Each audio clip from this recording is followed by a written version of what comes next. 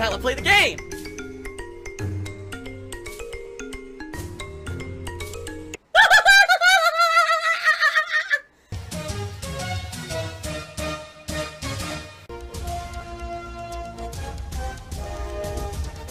Oh my god!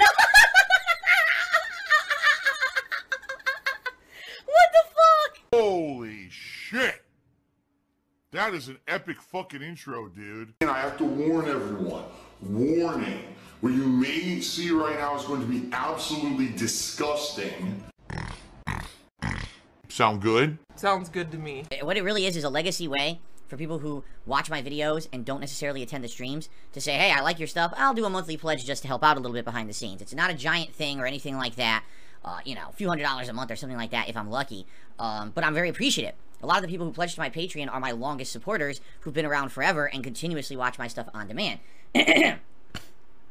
So I actually have a high-end Patreon perk where if you pledge 50 bucks in any given month, you get a private video from me. And it's totally whatever you want. It could be me talking about a topic that you choose. It could be me answering your actual questions. You give me a list of a bunch of questions. And I'll just answer them as honestly as I can. It could be a private react video where someone could pick one or a series of videos for me to watch and I just do a react to it just for you. And if you do get that perk, you own the video. You can keep it for yourself and keep it private, or you can download it and re-upload it somewhere else. You can do whatever you want with it because it's your legal property. It's a scam. Someone actually in the chat just said, who is he talking to? Who do you think? I'm talking to Santa Claus. Alright? I'm trying to let him know I've been a good boy this year and I want some presents. I'm talking to you, jackass. What a stupid thing to say in my chat. Oh, duh. I'm talking to you. I'm reading the chat live. I can see everyone. Hello? Hi, hello? McFly? McFly! Yikes. Oh my god, he's drinking toxic toilet juice. What I've noticed is that in Street Fighter 6, over the last several months, the game has degraded. When you hit Master Rank, the game's not that good anymore. So many people have sat there and grinded it out as scrubs. And I hate to say that because that's not really an insult, but I mean it. Like, these people who have hit Master Rank, this is supposed to be the upper echelon of the game. It's supposed to be people who understand complex gameplay mechanics, matchups. They know what they're doing. That's how they got there, and that's why it's a big reward to hit Master and you can never be demoted. But these people suck. The only reason they got there is because the game is flawed in its ranking system. You can literally have a losing record and hit Master. All you need to do is go on a hot streak, or literally just tough it out, and eventually you'll earn more points than you lose, even if you lose more than you win, and you'll hit Master. The game used to be much better at Master because it was only the better players. So, you know, better players, obviously they're going to probably be more serious about it, so they have better connections, better internet. It ended up being good matchups. Now it's just trash. Like, since I hit Master with Dalsim, I've fought no one of any kind of good rank. It's all people in the lower end of Master who are all just button mashers and laggy. It's just really disappointing. It's not a fun time.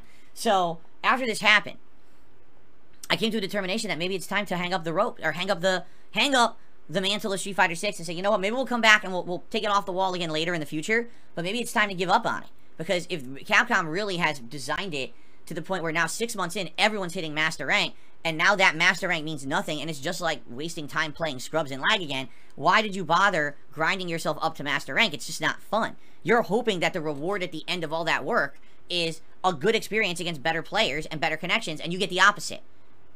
Right? So anyway, we talked about this all week, and one of the options, here's the thing, come January, I believe it's late January, like mid to late January, Tekken 8's coming out, alright?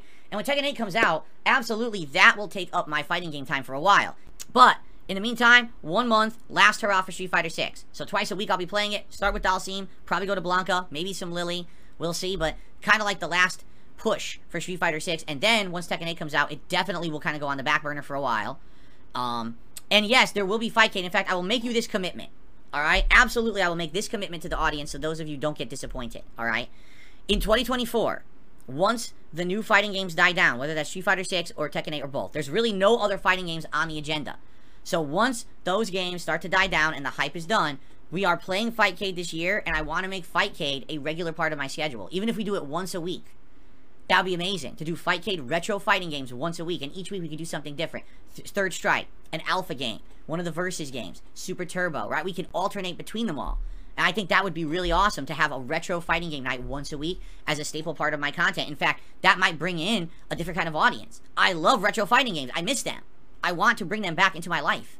And it's been a while now, so maybe this is the way to do it. But let's do it when the commitment makes sense. Right now, if I commit and I learn fightcade, I might just be getting into the swing of things, and then we gotta play Tekken, and now there's no point. I don't have time to play it anymore, right? So it makes more sense, I feel, to commit to Street Fighter 6, focus on that for the final month, and then we move on to Tekken. Okay? Oh my god, he's drinking piss.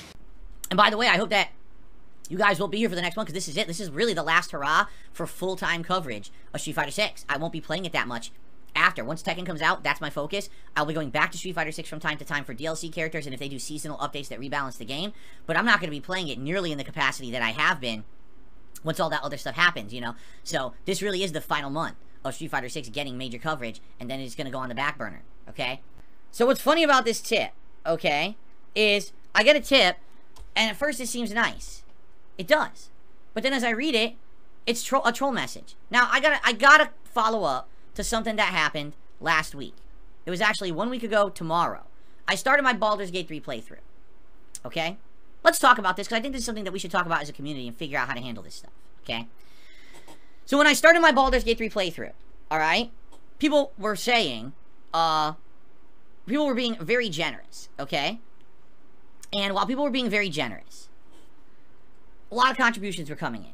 And I'm shouting them out one by one that morning, and all of a sudden, I get a whopping $200 tip from someone. And that's insane. I usually don't get tips that large. Just so everyone knows, if you're not a regular around here, you don't watch my stuff all the time, there's no one that comes in and regularly is dropping these ginormous tip bombs or anything like that, right? It's a community effort. You know, a little contribution here or there adds up. That's how I make my living. To get something significant like that is huge to me, all right? So I'm super appreciative. And I'm like, all right, let's read out this message. So I start reading it out, and the message, I'm going to paraphrase, obviously. But the message obviously says something like this. So just so you know, I'm a detractor of yours. I outright am admitting openly that I'm a hater of yours. But it's good to see you play Baldur's Gate 3, and because you're doing that, I wanted to contribute. Here you go, right? Something like to that effect. Now, I want you to think about this, all right? A lot of people say that my haters are my biggest fans. That the people who don't like me, or at least are in communities that like to dump on me, right, are the people who watch me more than anyone else. And in a lot of ways, even though as much as they say they really don't like me, it's bullshit, because in reality, they do like me, because they wouldn't watch me as much as they did if they didn't, and they want me to continue to be successful, because that way they have more to talk about. If I were to go away overnight, they have nothing else to do. So they'd prefer to have me continue on than not, right? And so you might say, well, in regards to that contribution, okay, is it real or not? Is it valid? Well, it's real. It's there. It's in my PayPal right now, right? It's good. But here's the thing that a lot of people don't realize about PayPal contributions, right? They're not permanent. When someone tips via PayPal, PayPal has all these different policies, right? And so, I hate to say it, one of the policies I disagree with is that if someone lies, outright lies to PayPal, which, by the way, is a crime. Just to make this perfectly clear, if you lie to PayPal about the nature of any transaction, you're committing fraud. It's literally a crime that could be prosecuted if PayPal so chose to investigate and prosecute it. Now, do you think PayPal is going to investigate and prosecute a bunch of small tips? Of course they're not. You know, if someone was sending thousands of dollars over PayPal regularly and lying about every transaction, then maybe you'd actually get investigated and be found guilty and go to jail. But for just a common person, this is not stuff that they're going to do, right? It's just something they're going to let go. But in regards to PayPal, when someone tips, sadly, there is something called a chargeback. And for those who aren't aware of the ins and outs of PayPal, what a chargeback is let's say someone sends a payment. Let's say someone sends me a $50 tip and says, Phil, Merry Christmas. And then they decide to contact PayPal and lie and say, oh, I never authorized that tip. I don't know where that came from. I want my money back. So now PayPal has to file a claim. And that claim hits me and I lose that $50. Why am I bringing this up now? I just received a $12 tip. It's from someone who's being listed as anonymous, so it doesn't have any information, and it says, Merry Christmas, Phil, and then it's an insult afterward, right? It's an actual detractor meme. So how do I know if this is legit or not? This could very well be someone with bad taste thinking that reiterating a dumb detractor meme is funny. It's not. Well, Phil's the meme, and Phil will never surpass the meme. They call me a living meme. It makes it that I'm skeptical, right? So I have no clue if I can trust this person's tip or not. right? I would like to count it and say, hey, let's count it towards the stream, towards our goals.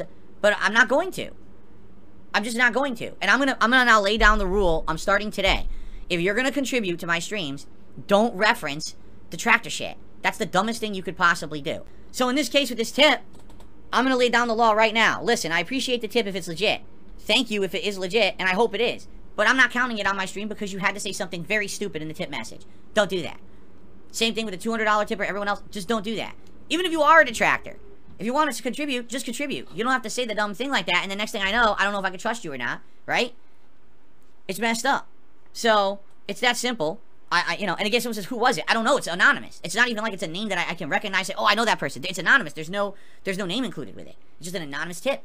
So I don't know who the person is. They could be legit. It could be someone who's actually tipped before, and they just decided this time to put in a stupid detractor meme with it. I don't know. I don't care. I'm just not, like I said, I'm not playing that game. I'm not wasting time on it. So that's my new rule of thumb. If I see contributions come in, and they say anything stupid meme detractor related that's negative, I'm just ignoring it. I'm paranoid, anxious, and nervous. Maybe I'm paranoid by nature. There's still this back here. And it's still in the back of my neck, the back of my head, the back of my mind, and it's always telling me. It's WWE Champions time. I love it. I love it. Is a mobile game addict. Phil has indoctrinated children who send him money. Blatantly milking for money. It's a money pit. It's gone. Just gone like that. In an instant. Fucking gone. I just care about money. I just can't help it. I eBay. Contributions are mandatory, but I need your help. I am appealing directly to you. No decency, no respect, no common sense, no fucking maturity. Is the guy who just doesn't get reality.